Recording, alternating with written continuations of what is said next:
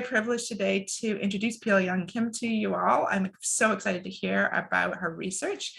And before we do, I want to acknowledge that we live, work, play, and participate in a community on the unceded, traditional, and ceded territories of 203 First Nations, along with 38 Métis chartered communities, each of which possess their own unique traditions and history here on this land that we now refer to as British Columbia.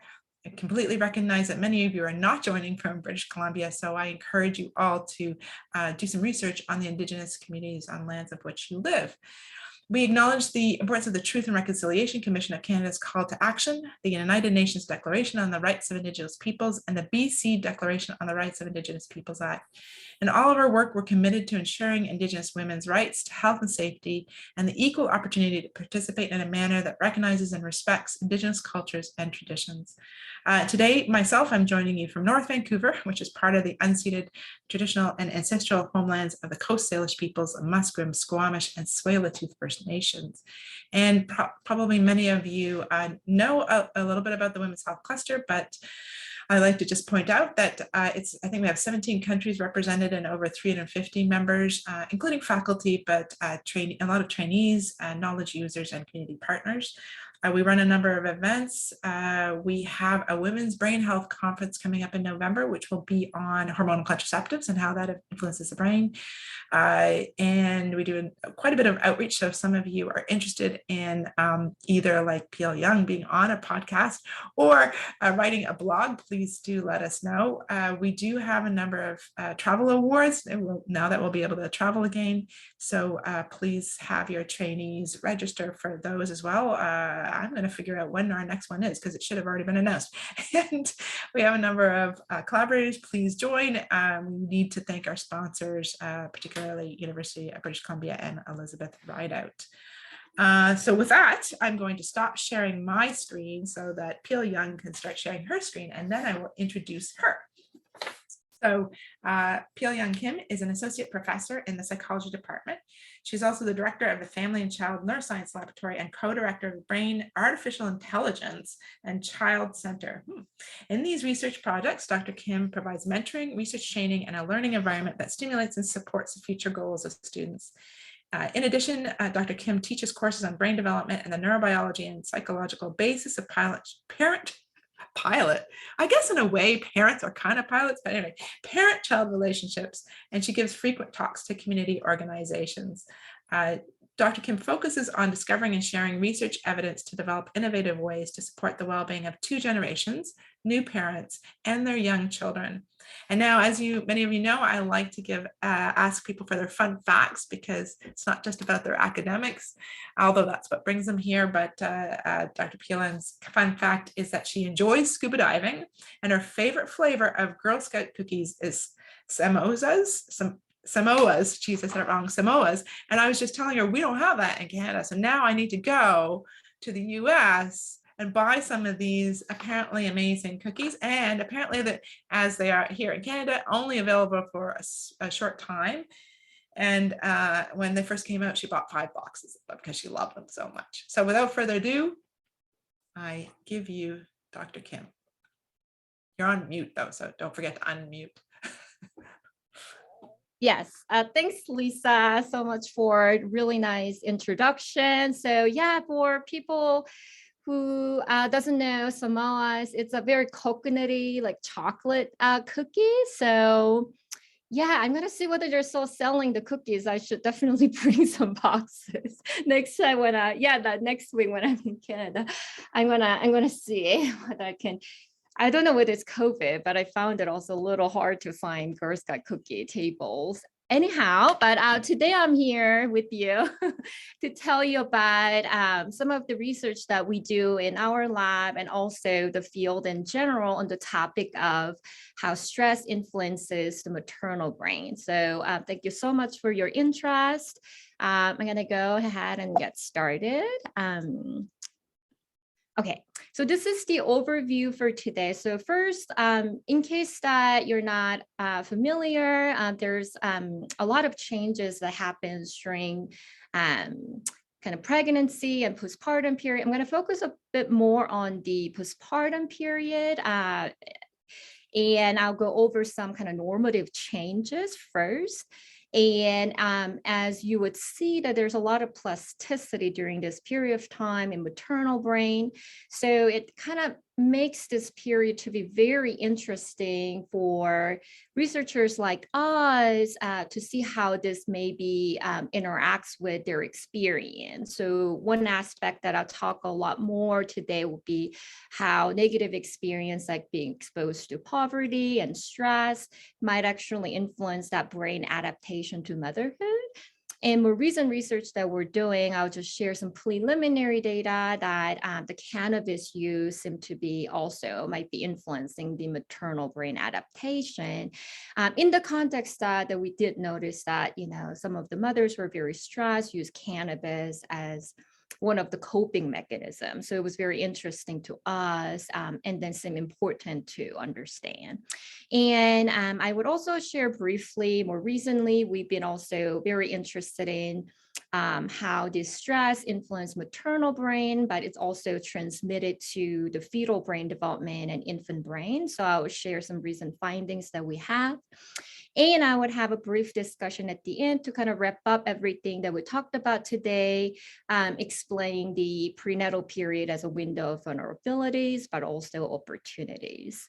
So I'll start with the statement that the parenting is demanding. So any of you might have had children, well, definitely me, that even though I was studying parenting, when I had my first child, I was actually very shocked at how demanding it was. So this is just a visual example that the newborns, they need to be fed 8 to 12 times a day, and that's 24-hour cycle. So this mother was recording when she fed her baby, so 3 a.m. and 5 a.m. and 9 a.m.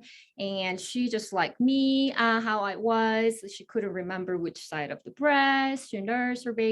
So it's like she's marking right and left in here. So the reason that I bring this up is it poses really interesting question to a lot of us, including researchers like me and Lisa and other people who are very interested in this topic of parenting, that if there are some other things in our life, that this is my opinion, that it requires a lot of sacrifice, a lot of time with very little concrete reward, I feel like the human have probably stopped doing that like a while ago.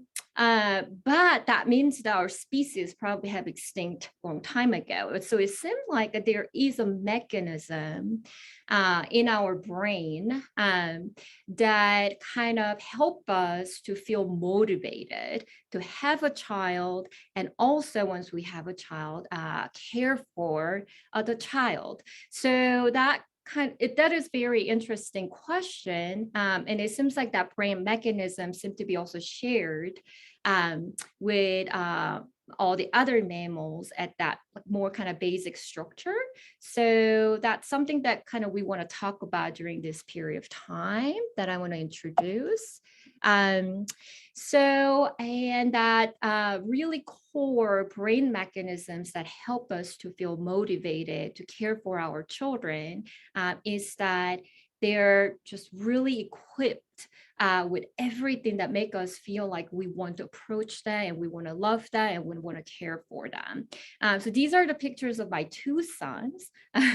So, that if you interacting with baby, you probably remember, this long eye gaze that they have.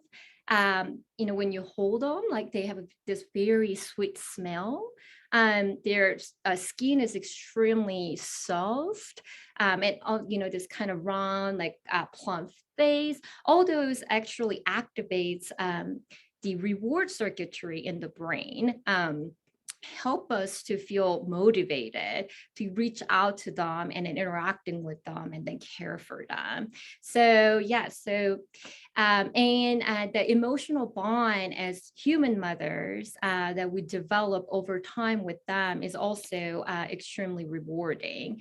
So all those things, is really like helping us, that even though probably the majority of the time of the parenting, it's really the physical and emotional work that the side of them, that eye gaze and the smile, that emotional bond really help us feel motivated to have this long-term emotional bond with them, and then motivate us for caring for them. So in terms of how the brain changes that occurs toward the end of the pregnancy and early postpartum period, what we see is that there's this kind of enhanced salience and reward sensitivity to an infant, that the mothers seem to be really attracted to the infant cues.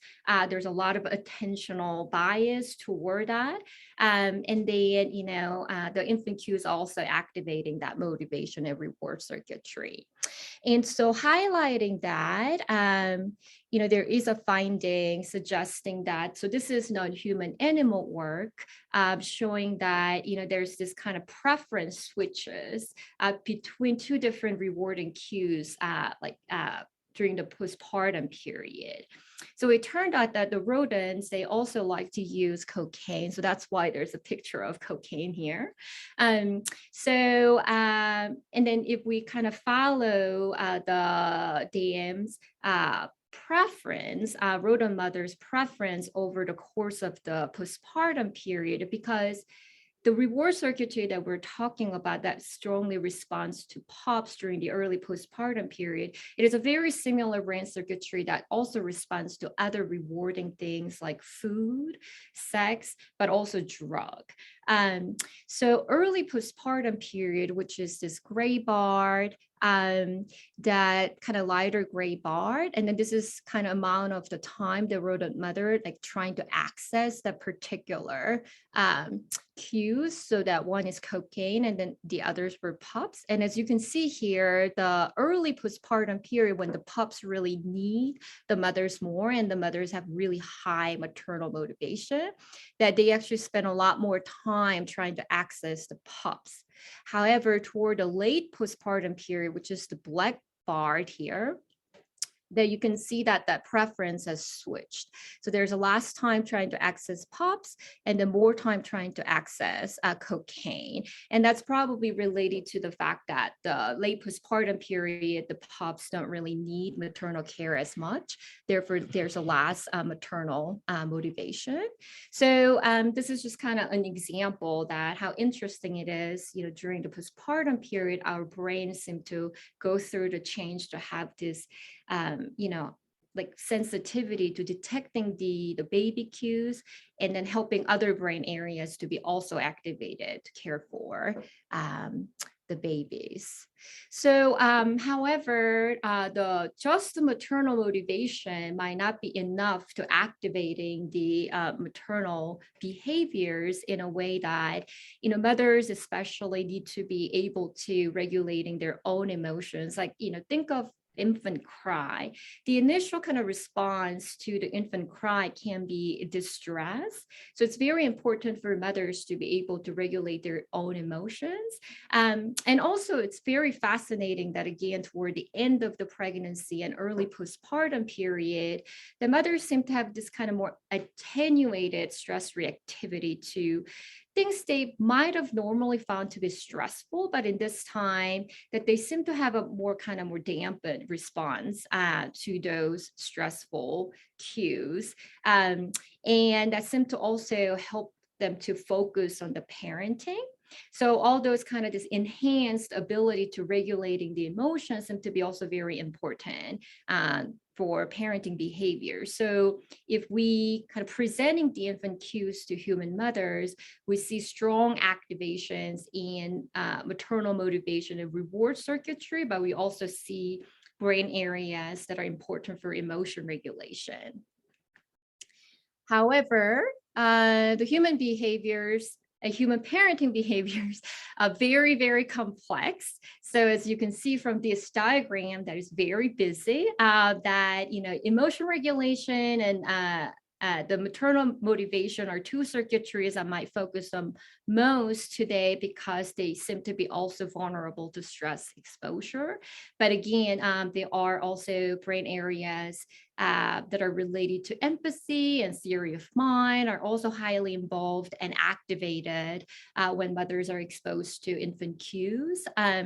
So as the planning and decision making and learning, all those areas are also very important for parenting. So we see a lot of brain areas in prefrontal cortex, parietal and temporal cortex are all recruited when mothers are responding to their baby cues.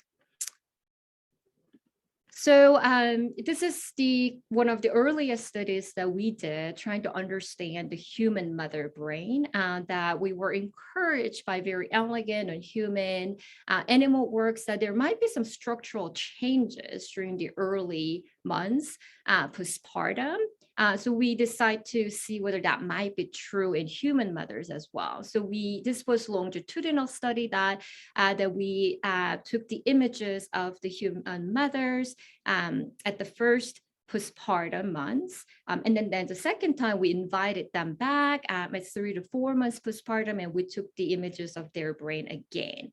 So at the bottom, these are the brains, and the highlighted area in red, those are the areas showing that there were structural increase between the first to 3 to 4 months postpartum and during those period in human mothers.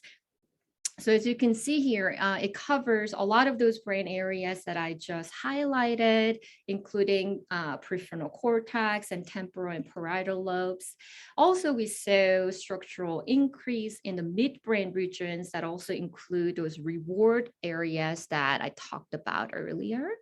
So here, the brain area that's in the yellow circle, that includes hypothalamus, substantia nigra, other kind of striatum regions that are thought to be very important for maternal motivation. And what was really interesting to us was that the amount of the structural growth was actually related to how positively the mothers perceived her baby. So we presented her many kind of positive and negative words that she could possibly choose to describe her baby.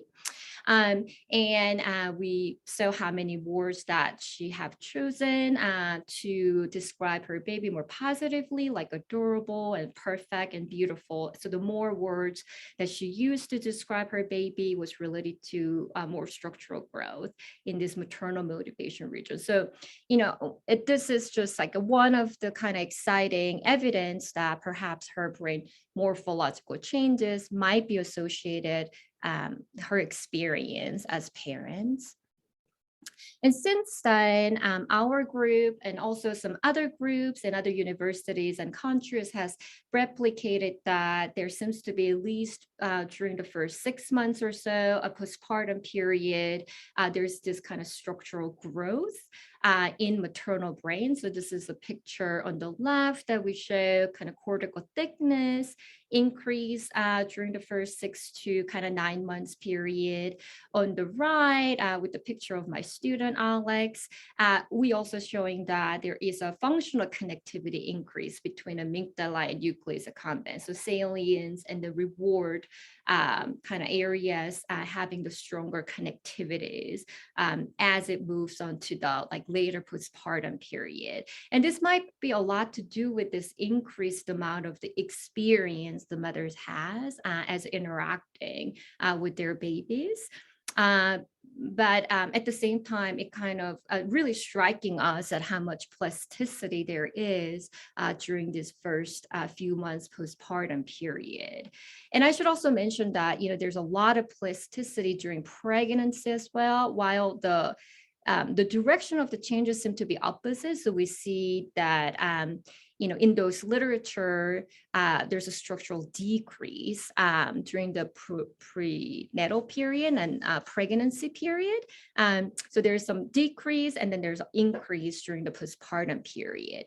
So as we see this kind of wax and wane in maternal brain changes, that it is really interesting to kind of consider that perinatal period is a sensitive period for mother's brain, or we can also consider kind of adult woman's life. And that's might actually highlighting that perhaps during this period, the woman's brain might be, sensitive to negative experience like stress or psychopathologies, because a lot of you, we aware that, this is also a period of time the women are more vulnerable to postpartum depression and anxiety. But also maybe this is the period that the mother's brain might be receptive to more positive experience like intervention and positive influences like social support. So let me transition to then what we have seen in terms of like adverse prenatal experience and how that might influence the maternal brain transition during this period of time. And I'm going to focus on poverty and stress exposure in this talk. So let me start with how we defined poverty. So we're very interested in poverty, not because it's 100% that if the woman lives in poverty that she experienced really high stress, but poverty seems to be increasing the risk for a woman to be experiencing more stress. And the poverty in the United States, we define this based on income. So its income to needs ratio below 1 is considered poverty. So in the United States, there's annually adjusted federal poverty level. So in Colorado, 2 adults and 2 children, family of 4 in 2019, if the family income was less than $25,000, so about like $2,000 per month or so, the family's income to needs ratio would be below 1, and then they'll be living in poverty. So if you look at the chart on the right side, so this is the United States, that if you look at this, the blue section that's called poor, so that's about, this is children though, so but about 20% of the children who are living in poverty and their families living in poverty. So it's a pretty substantial kind of percentage, unfortunately. And then the other group, near poverty. So this is economist. If the family's income to needs ratio between 1 and 2, so it is above 1, but it's still below 2.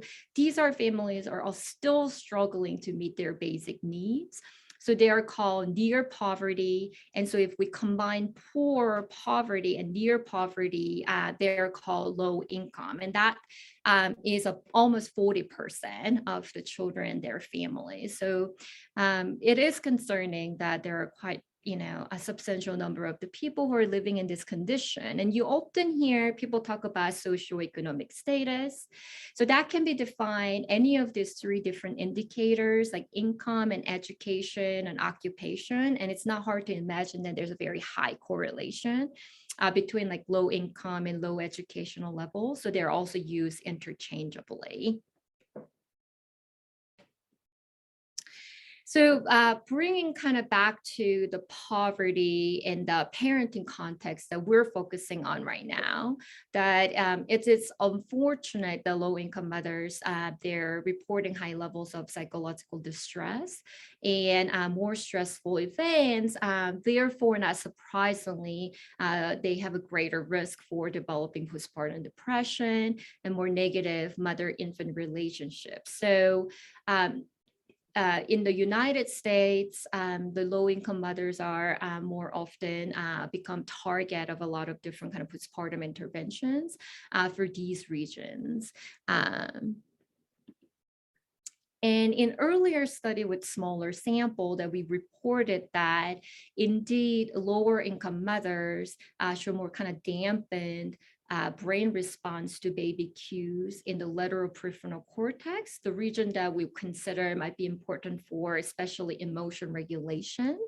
So here, if you look at the scatter plot, the lower income to needs ratio here, as you can see that it is related to kind of more or less brain response to infant cues. In this case, it was infant cry.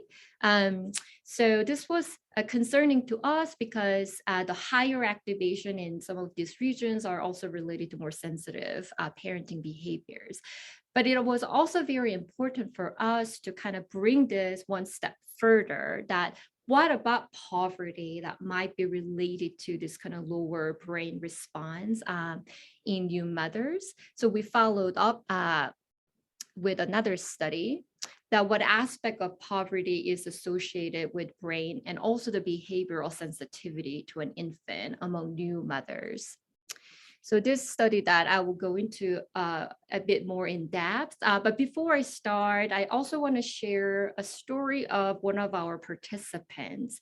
So, it's a little bit easier to picturing what's like to living in poverty during this period of time. Again, like I said, this doesn't represent every mother's experience for living in poverty, but this is possible. So Kelsey, that I changed her name to protect her privacy, that she was in her late 30s with 3 young children while being pregnant. And so for the family of 5, their income was $24,000. Again, that make them to living in poverty because their income to needs ratio was below 1. So before COVID, we will go to their homes. So not only we receive lots of information about their childhood and their current experience, but we also get to kind of observe their home environment as well. So this is information that we took from that opportunity, that she reported having traumatic childhood experiences and also abuse from past partners. And 2 of her sons were also suffering trauma because of the abuse from past partners. And her own mother, Kelsey's own mother, was suffering from depression for a very long time, and herself had a diagnosis with depression and PTSD and anxiety. So with all of that, we also noticed that when we visited them, that they were living in the basement of the Kelsey's grandmother. So there was only 1 bedroom space with her whole family and her own mother as well. So as you can see, that physical environment was also, potentially very stressful. So this is the kind of aspect of the poverty that I would like to explain to you a little bit further. So when we work with individuals or families who are living in poverty, that we notice that they're experiencing stress. But stress is not exclusive to just low-income people, right? Like I have stress all the time. I'm sure you also experience stress. But it's very interesting that we consistently find this in different ages and different groups, that people who are living in poverty are more likely to experience multiple stressors at the same time. So this is just one example, that this is with the families with young kids. And if you look at them, we asked them about the 6 different stressors: exposure to violence, family turmoil, child separation from family, also the physical stressors like noise, housing problems, crowding. And if you look at the black bar, that's actually the middle income families, that, at least one of those stressors, about the half of those children and families report to experience. So like I said, the stress is not exclusive to the people who are living in poverty. But if you look at the white bar here, that it's more likely that children and families who are living in poverty experience 3 of the stressors, 4 and 5, and all of the stressors. And when this happens, it seems to be particularly that experience is toxic to their body and their psychology. And I think it's because the more stressors they have, that also probably means that they have less resources to cope with. If we have one stressor, it's possible that we kind of, gather our resources to cope with that stress. But we have so limited resources to cope with. We have so many stressors. It seems like almost immobilize one's ability to cope with any of those stressors, and seem to be particularly toxic to the individual's health. And at the brain level, so this is from non-human animal studies, but if we expose rodents to the chronic stress, we also see, something similar to these type of situation, having multiple stressors for a long period of time, that they experience chronic stress. There seems to be morphological changes in the brain, that in the prefrontal cortex and hippocampus, brain areas that are important for emotion regulations. As you can see that there's like less dendrite branches in those neurons will be related to glass volume, but also inefficient function in those brain regions. On the other hand, if you look at the amygdala, which is the area among a lot of other functions, the amygdala's function is to kind of detecting potentially threatening cues from the environment. It seems that, being exposed to chronic stress and also having really high level of glucocorticoids in the brain might actually seem to strengthen those connections between the neurons. So these changes have been observed in other adults and as well as children as well. We were wondering whether these changes might be also related to postpartum period, the brain changes during this period of time. And we were also encouraged by a number of the work in non-human animal studies that high levels of the stress, and there were so many different kinds of stress mechanisms, but some of them also include kind of, we consider it might be similar to some experience the mothers living in poverty might have, so unstable and crowded living arrangement, material deprivation, have been related to more anxious and depressive behaviors during postpartum period, as well as the reduced activation in mesocortical limbic dopamine pathways that we talked about as maternal motivation and reward areas, impaired structure and activation in medial prefrontal cortex, and also impaired parenting behaviors during the postpartum period. So it gave us more reason to understand what happens if the human mothers experience really high level of stress during postpartum period. So that we studied, particularly focusing on the maternal motivation and motion regulation, potentially being vulnerable to stress exposure. So in this study that we recruited 53 first-time new mothers that, otherwise that they themselves and infants were healthy, and they were average 26-year-old. Ethnically, it was relatively diverse. From our standard here in the US, about 42% of the mothers were Caucasian, 43% of the mothers were Hispanic, and 8% was African American. And there was a bit of wide range of postpartum period in this study, but it was on average around 4 months postpartum. And we studied 9 different stressors. So 3 of them were socioeconomic risk, so low income, and then more subjective financial stress, as well as the food insecurity. And as I mentioned, we used to go to their home. So we bring like decibel meters and objective heart measurements. So we also look at the physical environment, so substandard housing quality, noise, and crowding. And we also look at the psychosocial risk. And here we wanted to kind of capture this kind of ecological system, so the family level and community level and society level. So we look at marital dissatisfaction, violence exposure in the community, and the trouble with authority, like a social services. So when we asked the mothers how many of these they were experiencing, the average was 1.9, a little less than 2. So this number might come across as a small number to you, but if you imagine experiencing any one of these stressors, that can be very stressful to those women. So, and then, the range was that, of course, there was 0, but also there were mothers who was experiencing 8 out of 9 these stressors. And in fMRI, the mothers were inside the scanner, and then we presenting baby cry sound. That was her own baby cry sound, and also the control baby cry sound that was same for every mother. And then we also have matched white noise. So I'm going to play just a 5-second sample of the control baby cry so that you kind of know how this cry sound will sound like, and then imagine yourself being in the scanner and then listening to this.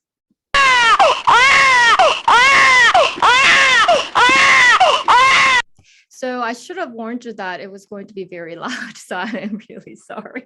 But I bet you all woke up just in case you fall asleep. And then this was just 5 seconds. The mothers will be hearing 20 seconds of this sound, her own baby cry and control baby cry. So we over time found to be this as a very powerful paradigm to activating all of the brain regions that are related to parental motivation and the parent caregiving behaviors. So I'm gonna try to, okay. So then what we found was matching the hypothesis that we had, the higher numbers of the stressors the mothers experience were related to more dampened brain response to these baby cry. So here you can see that the higher number of the stressors were related to lower brain response to baby cry in the brain region that is related to empathy, but also emotion, information processing, like right insula and inferior frontal gyrus. We also had a very similar finding in superior temporal gyrus, important for emotional auditory cues. Again, simply suggesting kind of more dampened brain sensitivity to baby cues, that the higher numbers of the stressors were related to more dampened brain response. So in this study that we decided to take it further, that, what does that mean to have lower brain response to baby cues? So we also visited these mothers' homes. And then when we did that, we recorded mother-infant interactions, their natural interactions for 15 minutes. And then at the lab that we were able to code maternal sensitivity during those interactions. So, how warm and appropriately emotionally connected to her infant in response to infant's needs. So when we did that, unfortunately, that we found that the lower brain activation to infant cues was related to lower maternal sensitivity. That was true in both regions that I just showed you, the insula and inferior frontal gyrus, and also superior temporal gyrus as well. So it seems like that, in this study that we found more stress exposure was related to more dampened brain sensitivity to infant cues. That seems to be related to lower maternal sensitivity in their interaction with her own child. And one way to interpret this, that, we think it's possible, I think it can be adaptive to the mothers who are experiencing a lot of stress, that perhaps having one way to think about this dampened brain responses to be related to more kind of emotional dissonance.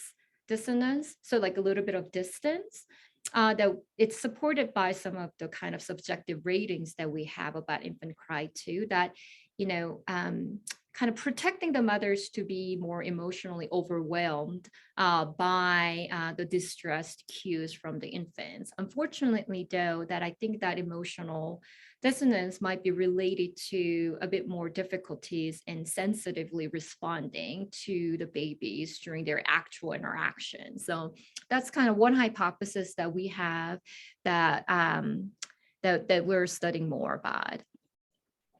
So to summarize this part, and we have had other kind of investigations to look at mother's own childhood experience, whether, reported to be abused, neglected, that also seem to be related to more dampened brain response to baby cues. We've looked at other types of like perceived stress. All those things seem to be particularly related to the mother's brain response to infant cues in the emotion regulation regions.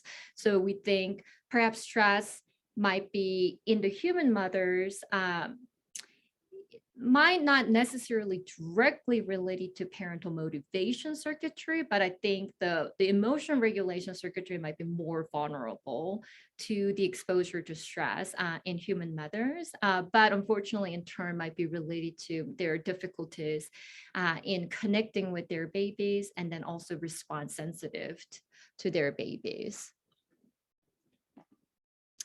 So I'm gonna share a couple of the additional studies very briefly that are related to kind of more recent work that we do. So like I mentioned at the beginning of this talk, that we did notice that some of the mothers were using cannabis to cope with their anxiety and stress, especially during the pregnancy. In the current study that we're doing, that we're recruiting the mothers from the first trimester and following them up until the postpartum period. But it was so interesting that so cannabis is legal in Colorado as well. And it was interesting because these mothers were asking us whether it's safe to use cannabis. So they themselves were a little unsure.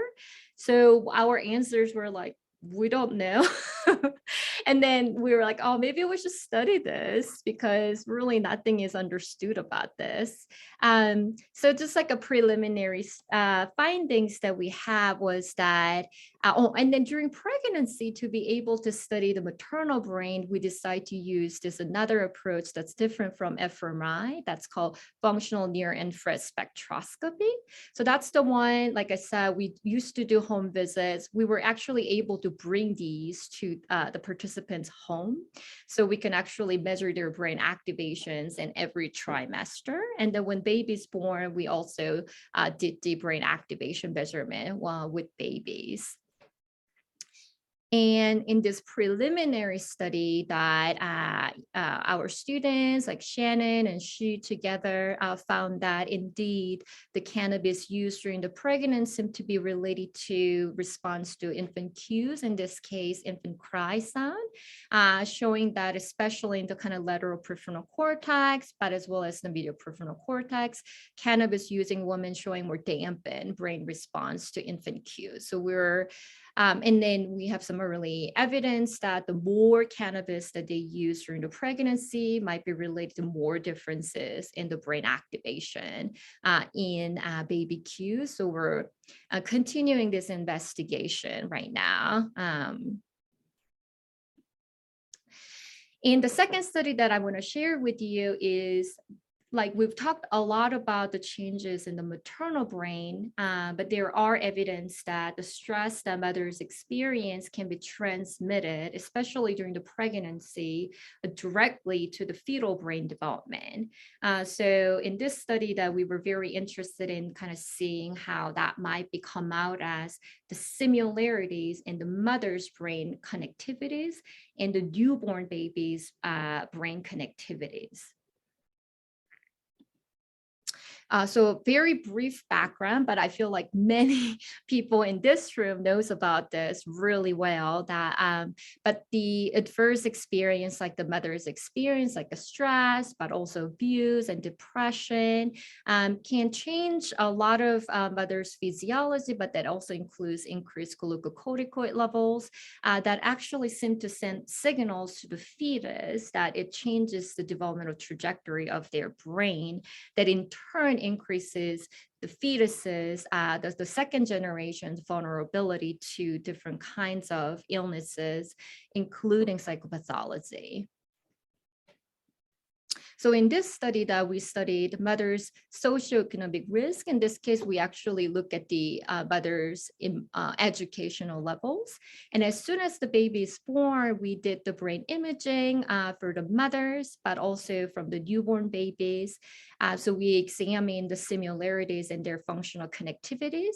And we're wondering whether then we can get a hint about any signs of intergenerational transmission of neuro risk markers, as the maternal socioeconomic risk is a risk factor for psychopathology in both mothers and also newborns in long term. So here is just an example of how we did it.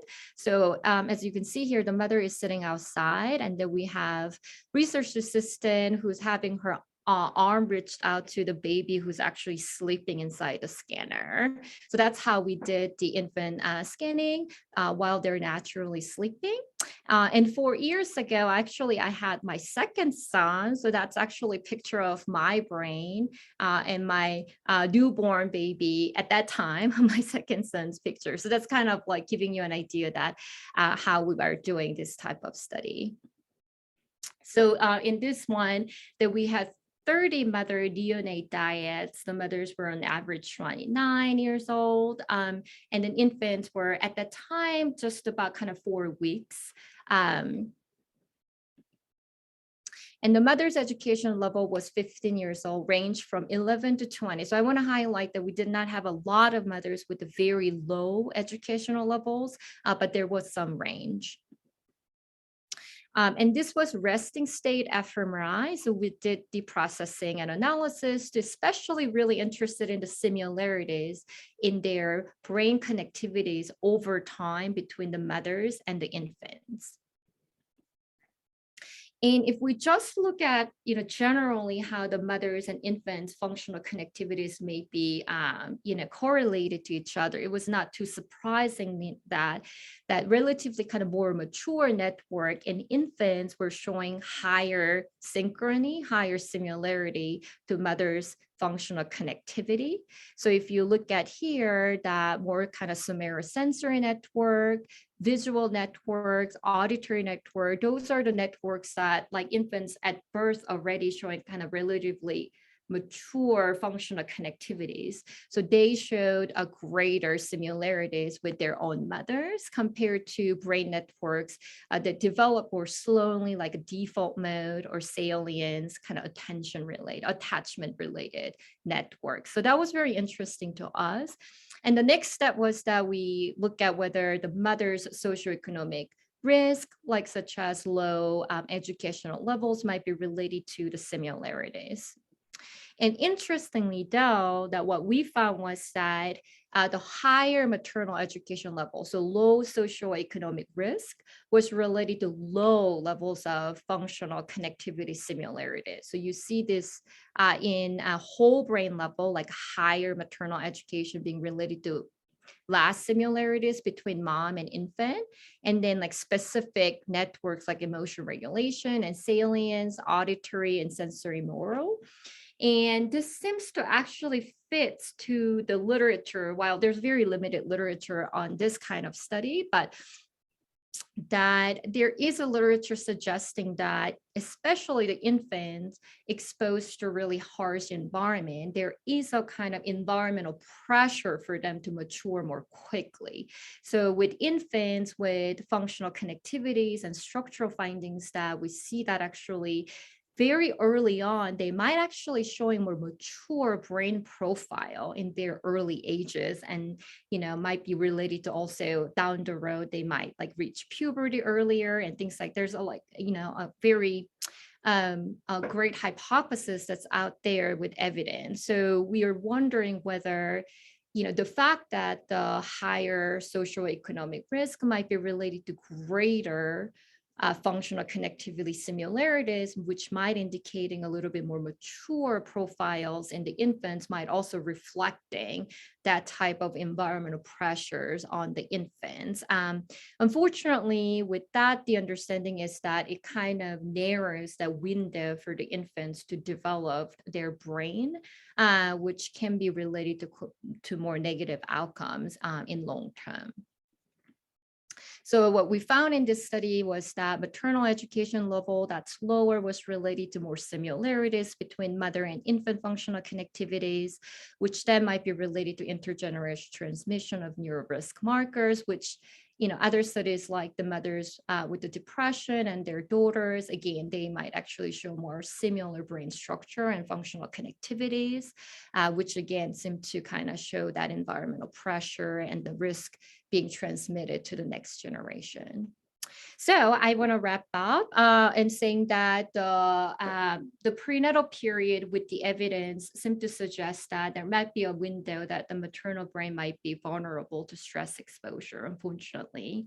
And this gradient association that I presented to you of family income and stress exposure is actually suggesting that, the mothers at any income range and any stress exposure can be vulnerable to the impact of stress. And stress exposure may be a target to identify mothers who are at risk for suboptimal perinatal outcomes. However, though, that, because the mother's brain is plastic, and we also see that during pregnancy and early postpartum period, mothers seems naturally have this increased motivation for positive behavioral changes. For one, there's a lowest drug use rate you can see during the pregnancy and early postpartum period. So perhaps it can be a window that we can capture that increased motivations and think about like 2-generation interventions that provide a more stable and safe environment for mothers. So like promoting resiliency, more adaptive coping strategies, more supports that she needs. So the mothers, she can improve her well-being and more empowered to providing, caring environment for her own babies. So that's, I would like to end my presentation, and I really want to thank everybody in the lab and the funding sources that make it possible, and also your attention. So I'm just looking for the unmute button. So if you all would join me in, I don't know, expressing your emojis, however you'd like to do that. Thank you so much for a fantastic talk, Dr. Kim. I have some questions. Oh, is there some in the chat? There's just some thank yous, I think, so far. Yeah, it was a really wonderful talk, really well laid out. So thank you so much. I should also mention that Dr. Pilyoung Kim is the keynote speaker for Parental Brain, which will be in May, like I think the 16th-ish, something like that, 12th to the 16th, something like that, in St. Malo, France. So there's still time to register and go to that conference. It is an in-person. There's also a hybrid version, so you can just attend virtually as well. It's actually one of the best conferences. I love it.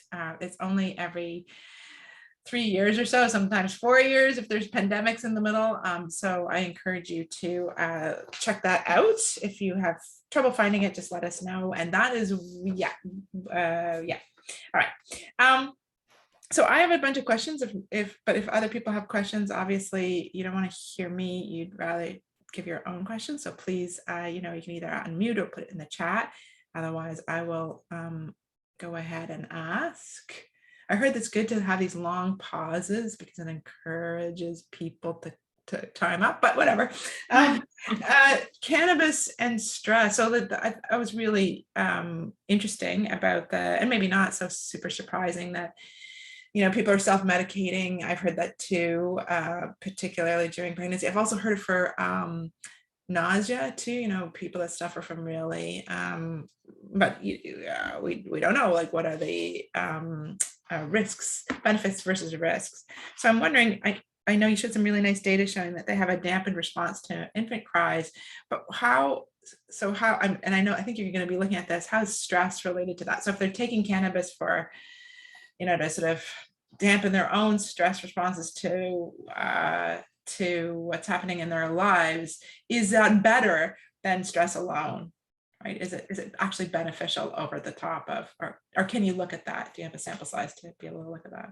Yeah, so it's a really interesting question. It's something that we're really actively investigating. So it's interesting. Also, it's very interesting for us to see is that, so the mothers who use cannabis, they tend to report more stress. They also report more distress. And that we actually also kind of seeing some early signs that at the brain level, there is more kind of emotion dysregulation. So there's a much stronger brain response to negative emotional cues.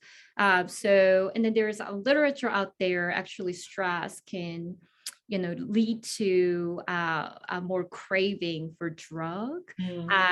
Yes. So we think that, probably not for all the mothers, but stress might be related to some of the reasons that why they might be actually more likely to use cannabis.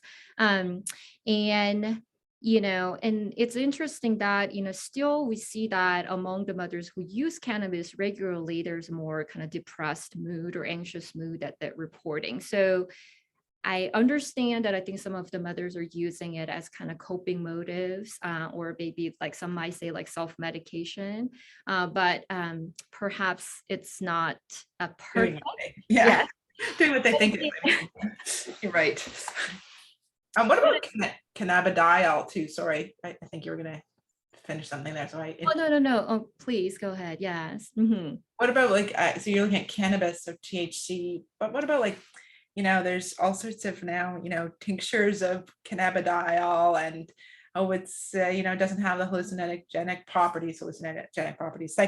properties of THC, but it's very safe, blah, blah, blah.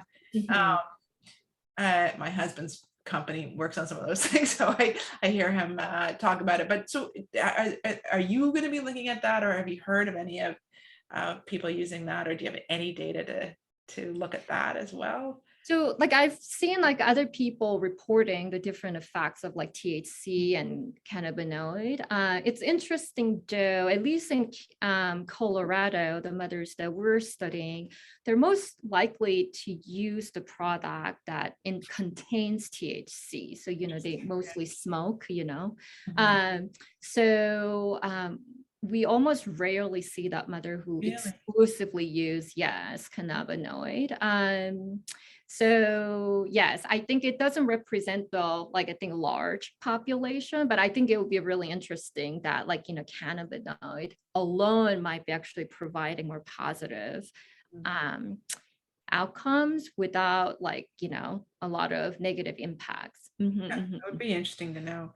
Mm-hmm. So I'm going to ask you a question about infant cries.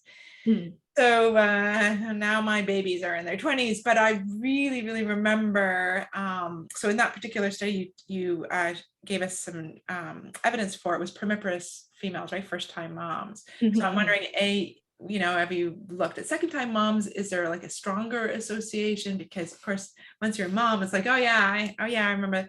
The other thing I want to know, that cry was it was so heartbreaking, right? You want to like, oh my gosh. But do you ever look at, because I would get so good at, my baby is hungry. Like there's like really distressful cries, and then there's less distressful, like I'm uncomfortable. Like maybe this is just me, fantasizing that I was so amazing, but I felt like I could distinguish the different kinds of cries. So have you ever tried to look at anything like that? Or is that just too crazy? Is that crazy talk? No, not at all, not at all. So actually the cry that we use is actually not the pain cry. It's like it is uncomfortable, but I think because they're newborn and we also added or kind of including only the crying part. And you know how babies, they have a little cooing in the middle, but we added those out. So they do sound a bit more intense than maybe, from the real life. So I do think that the mothers can actually show a different kind of brain response related to the intensity of the cry. And maybe that's also really important that they can regulate their brain response to different kinds of intensity. But I think, like I said, it's really interesting that the low-income mothers or the mothers who are more stressed, if we just ask them as a subjective rating that, are you distressed by this cry, they might actually say they're not very distressed. And we found to be very interesting, the hypothesis that I suggested. I think there's a little bit of distance that they're creating that, maybe not to be too overwhelmed by that sound. But it's concerning because then in turn related to kind of lower sensitivities that we see during the interaction with their own infants. So that's kind of the part that we really trying to understand, what is it about this dampened brain responses that seem to be related to mothers who are overwhelmed and reporting really high levels of the perceived stress. Yeah. Mm-hmm. Yeah, and it'll be really interesting to look long term too. So Mm-hmm. I don't know whether listening to having a dampened response later on, I don't know how long that increased sensitivity to infant cry lasts, but it would be kind of interesting to see like 5 years later, do they show, dampen responses to other stressful stimuli or something? I don't know. Yes, yeah. So I think, again, I think we study the mothers who are very stressed. So that might be a little bit different from, I think, also the mothers who report like high anxiety, which can be, arguably a bit normal during this period of time. So, that with that, some people reporting on higher levels of the stress related to like, higher anxiety.